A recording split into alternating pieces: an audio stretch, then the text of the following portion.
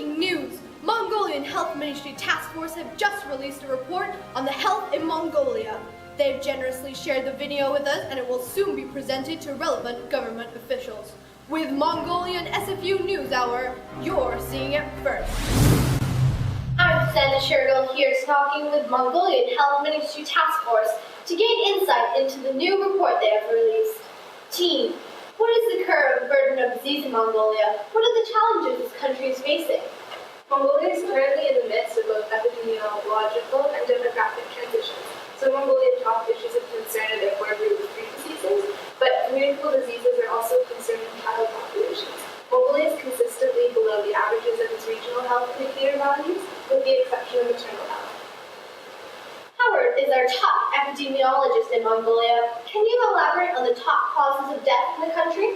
According to WHO burden of disease statistics, the top 5 killers are cardiovascular disease, especially cerebrovascular disease, liver cancer, ischemic heart disease, and road traffic accidents. What did you isolate as the 3 health issues urgently addressed?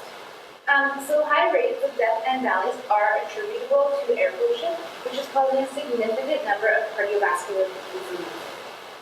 Overconsumption of alcohol is causing liver cancer and road accidents, and there is still a relatively high communicable disease rate. So the top 2 child killers are pneumonial and diarrheal diseases, and the Hep B vaccine inefficiency is not helping to reduce the current high prevalence and growing incidence of liver disease and cancer.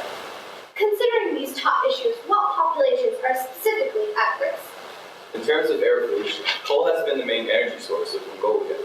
With its uprising urbanization comes increased traffic.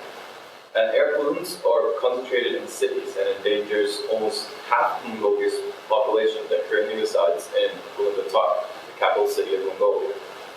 And within Ulaanbaatar, a large portion of its population resides in the Jur district, which still uses poorly designed stoves that emit a lot of pollutants in the air, which harms women and children populations specifically as they spend more time at home. What about the overconsumption of alcohol? Great question. Alcohol tends to be overconsumed by adults, especially men.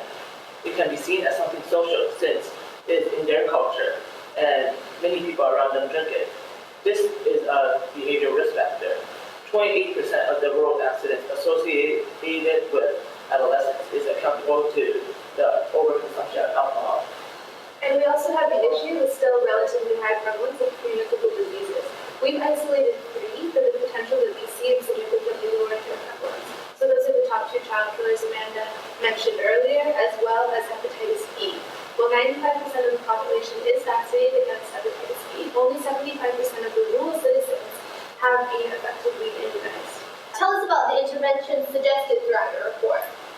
So the plan that we've created follows the 3 health issues that we have addressed. They aim to reach specifically vulnerable populations, but they will also benefit Mongolia's population as a whole. So with regards to the issues focused on, for example, air pollution, decreasing vehicle emissions is a major goal that needs to be addressed immediately.